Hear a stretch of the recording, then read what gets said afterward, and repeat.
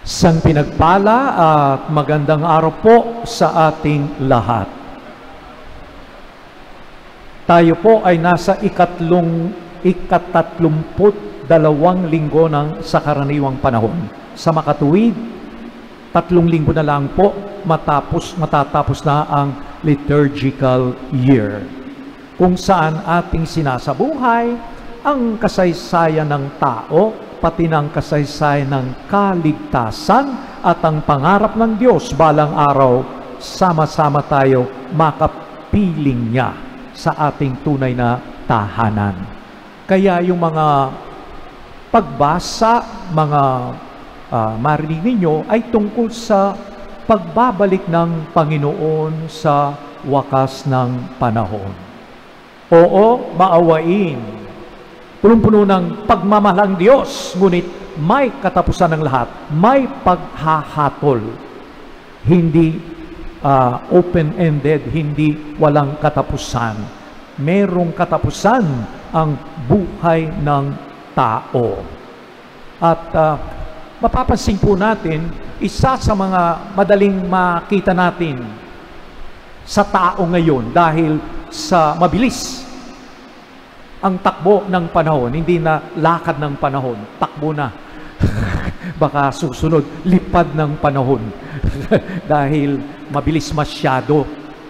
At dahil sa bilis ng takbo ng buhay ng tao, madaling mawala ng pasensya yung mga tao. Lahat tayo. Nainip sila, magpila lang. Bakit ako magpipila? O kaya gustong unahan pa yung iba. Bakit? Kulang ng pasensya. At kumisan dahil sa kulang ng pasensya, nag-away pa, nagka-luko-luko pa ang kanilang buhay. Pero may mga bagay na dapat marunong tayong magtiyaga, maghintay. Hindi makukuha sa padalian. Halimbawa, yung paglago, maturity ng ating pagkatao. Hindi ka pinanganak ngayon, after 2 years, 3 years, mature ka na. Maghihintay ka. At marami kang pagdadaanan. At ito'y sangkap ng buhay upang matuto kang gumawa ng tama desisyon at maging madiskarte ka sa buhay. Pero hindi lahat ng tao ay bukas sa ganyang pag-iisip. Kaya mga kapatid, itong talinghaga, napakagandang paalala sa atin. Narinig natin yung 10 dalaga na kanilang tatanggapin at aalalayan yung lalaking ikakasal. Pero nangyari, yung iba, 5, mangmang, yung iba, yung 5, matalino. Yung mangmang, yung hangal, walang kaplano sa buhay. Pero yung 5 matalino, naisipan nila dahil ang dala nila yung sulo. Dapat meron kang laging langis doon. Kapag nawala yun, mamamatay yung sulo. Kaya dapat may handa kang langis. At marahil masasabi natin na ito ay simbolo ng maraming bagay. May mga bagay na hindi mo maaring ipamahagi, ipamigay. Halimbawa, ang iyong pananampalataya sa Diyos. Ang iyong kawang gawa. Oo, maka-inspire sa iba. Hindi masasabi, okay, itong aking merito, sige, bibigyan kita. Hindi yun. May mabagay na dapat nating pagsikapan personally. Kaya harinawa sa ating pagsisikap, sa ating paghihintay, paghahanda. Yung paghintay, hindi lamang nakaupo, walang ginagawa, ngunit paghahanda sa ikalawang pagdating ni Jesus. Kailan? Hindi natin lamang oras o yung araw. May sasabihin ng isang tao, kahit na may sakit, sabi ng doktor, 3 taon ako mabubuhay dahil may cancer. Pagkatapos ng 3 buwan, patay ng tao. Hindi natin ma-schedule lahat. So, ang mahalaga, tayo ay handa. Naghahanda araw-araw. Parang kapag dumating si Jesus, makikilala kaya tayo? May isa pang talinghaga na sinasabi, nangangaral si Jesus tungkol sa kanyang pagdating sa katapusan ng panahon. At sabi ng nasa kanyang kaliwang kamay, Panginoon, nakinig kami sa iyo sa pangangaral. Nandun kami. Anong sabi ni Jesus?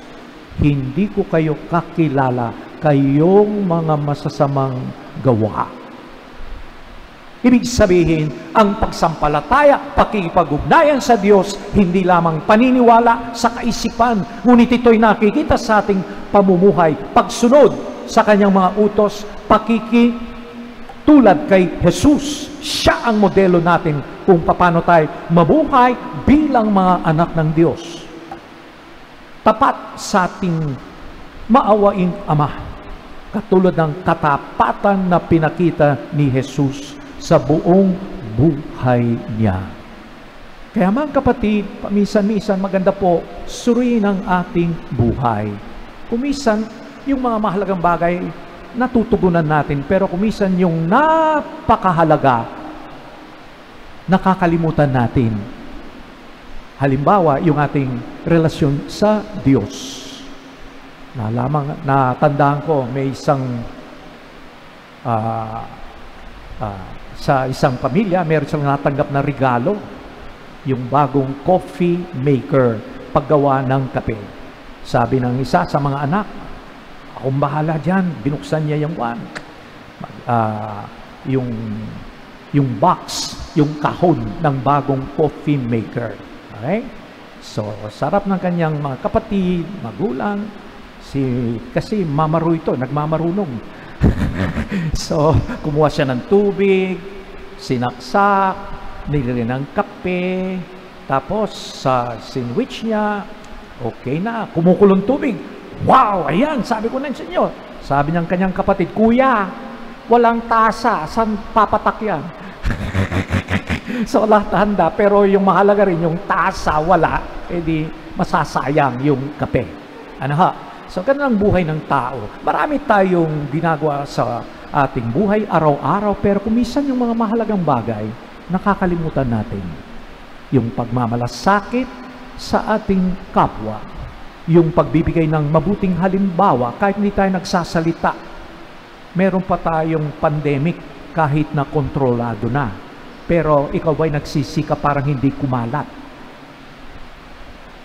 Baka very careless tayo naging sanhi parang mag-spread pa yung virus. So may mga bagay na dapat natin gawin araw-araw. Pagbibigyan ng katarungan sa mga kasambahay.